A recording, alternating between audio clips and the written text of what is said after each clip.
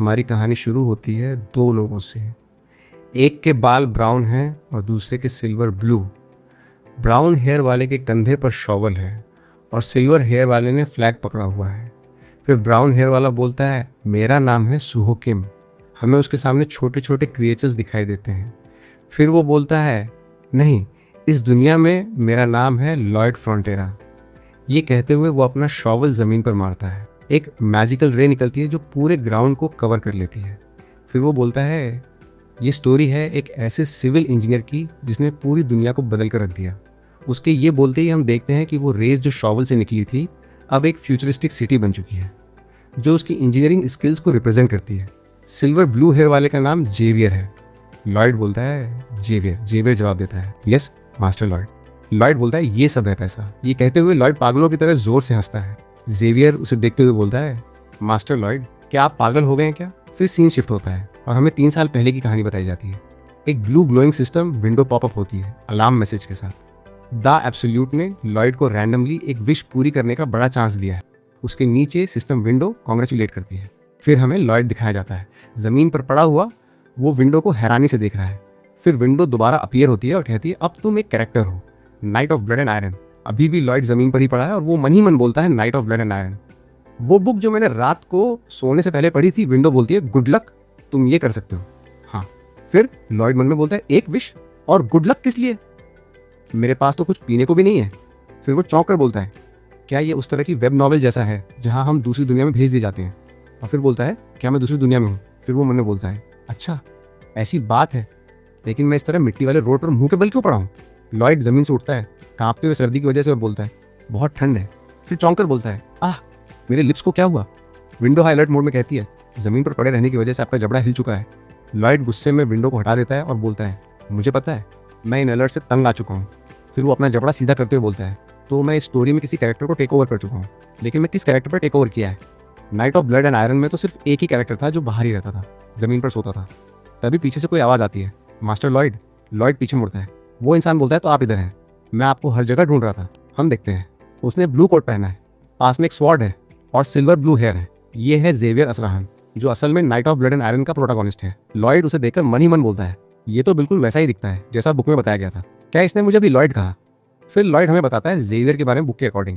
Xavier एक famous swordsman है, लेकिन इसकी शुरुआत एक अननोन नाइट की तरह होती है जो काउंटी लॉर्ड आर्कोस फ्रंटेरा के लिए काम करता है और बैरन आर्कोस फ्रंटेरा का सबसे बड़ा बेटा है।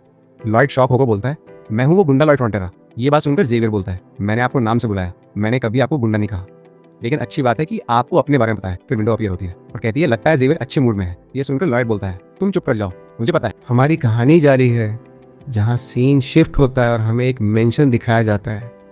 जेवियर बोलता है, तो आपको नहीं पता आप वहाँ कैसे पहुँचे?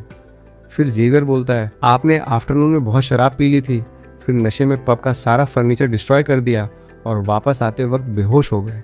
ये सुनकर लॉयड मन ही मन बोलता है, ये सच में एक गुंडे की जिंदगी है। जेवियर फिर बोलता है, बैरन परेशान थे तो उन्होंने मुझे भेजा। आप शायद गुंडे हो सकते हो, लेकिन फिर भी आप उनके बेटे हो। अगर आप मुंह के बल रोड पर पड़े मर गए तो बहुत उदास होंगे। फिर लॉयड कांपते हुए मन ही मन बोलता है, बहुत ठंड है।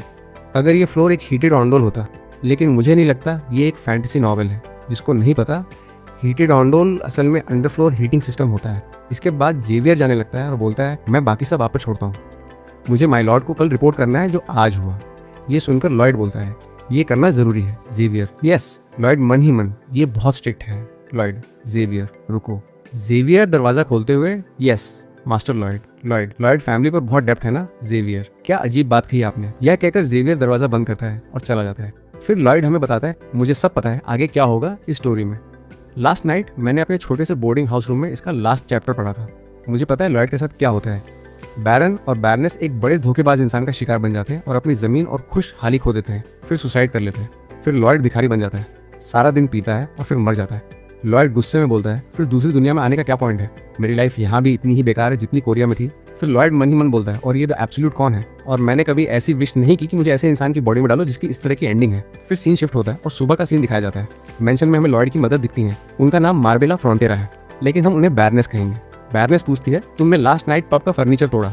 लॉयड मन ही मन, नहीं, मैं तो लास्ट नाइट बुक पढ़ रहा था। बैरनेस थोड़ी परेशान होकर बोलती है, लॉयड इस बार सिर्फ पब जाकर माफी मांग लो। लॉयड मन ही मन, खैर, ये प्रॉब्लम इस बॉडी ने बनाई है तो मुझे इसे संभालना ही होगा। लॉयड बोलता है, ठीक है, मैं माफी मांगूंगा। ये सुनकर जेवियर और बैरनेट शॉक हो जाते हैं। फिर विंडो अपीयर होती है। तुम्हारे रिस्पॉन्स की वजह से ये दोनों कंफ्यूज्ड हैं।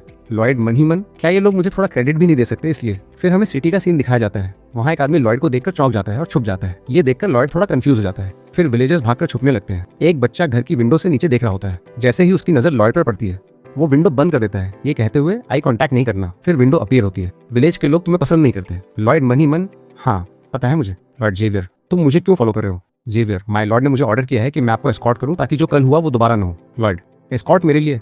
जेवियर, नहीं, विलेजर्स के लिए, ताकि मैं उनको आपसे बचा सकूं। लॉर्ड, तो मैं एक गैंगस्टर हूं। लॉर्ड मन ही मन, लगता है मुझे सबसे पहले अपनी इस बेकार इमेज को ठीक करना होगा। नहीं, ऐसा होने से पहले अगर मैं फैमिली को डेप्ट फ्री कर दूं तो मैं शांति से बैरन का अच्छा बेटा बनकर कंट्री में अच्छी जिंदगी गुजार सकता हूं बूढ़ा होने तक। या कहते हुए हम उसकी इमेजिनेशन देखते हैं जहां वो मनी में स्विम कर रहा है। फिर लॉर्ड मनी मन, क्या मैं कोई चीट स्किल या चीट कोड नहीं यूज कर सकता? वो अपनी विंडो को देखता है और बोलता है, लगता है मेरे पास एक स्किल है। हमें विंडो दिखाई जाती है उसकी स्किल्स, ह्यूमंस कम। एक पैसिव स्किल है, इफेक्ट, जिससे दूसरे लोगों के चेहरे पे घिन आती है, राउडी ड्रंकर्ड। ये स्किल एक्टिवेट होते ही तुम एक पूरा बदमाश बन जाते हो। ये देखकर लॉयड गुस्सा हो जाता है और विंडो को हाथ से हटाने लगता है।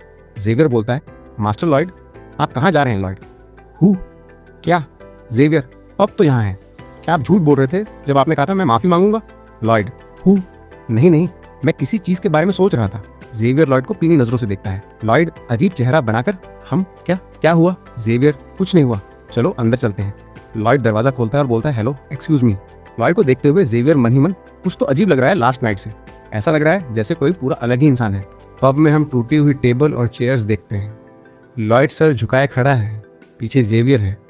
लॉयड बोलता है, मुझे माफ कर दो, लास्ट नाइट जो भी हुआ उसमें मेरी गलती थी। हम पब ओनर को देखते हैं जो डर की वजह से कांप रहा है। विंडो अपीयर होती है। पब ओनर हाई अलर्ट है। पब ओनर कांपते हुए, प्लीज मास्टर लॉयड, ऐसा मत करो, मैं भीख मांगता हूँ। लॉयड अजीब चेहरा बनाकर मन ही मन, ओह अच्छा, तो ये क्या हो रहा है? ये तो और ज्यादा डर गया है इस वजह से कि मेरा जैसा बदमाश बहुत हम्बल होकर बात कर रहा है, तो फिर मैं थोड़ा रूडली बात करता हूँ। Lloyd rudely, well I guess I am sorry. Window, तुम्हारी माफी जेन्युइन नहीं लग रही। लॉयड मन ही मन, कम ऑन, तो और फिर मैं क्या करूँ? पब ओनर जो इस अपॉलॉजी से खुश नहीं लग रहा। इट्स ओके, आपको माफी मांगने की जरूरत नहीं है। लॉयड बस पब ओनर को देख रहा है। फिर हमें बाहर का सीन दिखाया जाता है। जेवियर और लॉयड ब्रिज के ऊपर चल रहे हैं। लॉयड, मेरी माफी मांगने के बाद भी वो खुश नहीं लग रहा था। जेवियर, ये तो एक्सपेक्टेड था, जो कुछ आपने कल डिस्ट्रॉय किया, उसका फर्नीचर और डेकोरेशंस सब उसने अपनी मेहनत की कमाई से खरीदे थे। जेवियर, वो उस वक्त तक खुश नहीं होगा जब तक उसके साथ कंपेंसेट न किया जाए। लॉयड अजीब चेहरा बनाकर मन ही मन, कंपेंसेशन, जब हम पर इतना डेप्ट है तो विलेजर्स का ट्रस्ट गेन करना इतना मुश्किल है, लेकिन कैसे? जेवियर, और पब ओनर की माँ भी बीमार है इस विंटर की वजह से। ये सुनकर लॉयड चौंकता है। जेवियर, साथ जो आपने कल किया उसको मिलाए तो उसके लिए चीजें कितनी मुश्किल हो गई हैं। ये सुनकर लॉयड मन ही मन, पब में भी थोड़ी ठंड थी, एक फायरप्लेस पूरी बिल्डिंग को नहीं गर्म कर सकती। दोनों अभी भी चल रहे हैं। लॉयड, बड़े बुजुर्ग लोग इतनी ठंड बर्दाश्त नहीं कर सकते, अगर ओंडोल फ्लोर्स हो तो अलग बात है। ये कहते हुए लॉयड रुक जाता है। लॉयड को एक आइडिया आता है। वो बोलता है, मैं समझ गया, मुझे ऐसा लग रहा है जैसे एक बल्ब मेरे दिमाग में जल उठा। लॉयड मन ही मन, यहाँ कोई ओंडोल फ्लोर्स नहीं है, अगर मैं यहाँ बना दूं तो वो पक्का सेल होंगे। गुंडा लॉयड कभी इस चीज का नहीं सोच सकता था, लेकिन मैं सुहो किम ये कर सकता हूँ। स्कूल में मैंने सिविल इंजीनियरिंग मेजर किया था और आर्मी में मैंने एक पूरा घर खुद बनाया था। कंस्ट्रक्शन साइट्स पर भी दिन रात काम किया है। इसकी हेल्प से मैं बैरन का सारा डेप्ट खत्म कर सकता हूँ। लॉयड खुशी से बोलता है, चलो जेवियर, वापस पब चलते हैं। जेवियर पूछता है, पर क्यों? लॉयड, अपना पहला ऑर्डर लेने। विंडो नोटिफिकेशन, तुम्हारी ट्रू जर्नी शुरू होती है। विंडो, आरपी सिस्टम एक्टिवेट हो गया है। RP relationship points. विंडो, तुम आरपी पॉइंट्स हासिल कर सकते हो कि कैरेक्टर्स के साथ अपना रिलेशनशिप बेहतर करके। Current RP points 0। Lloyd confuse होकर ये सब देख रहा है।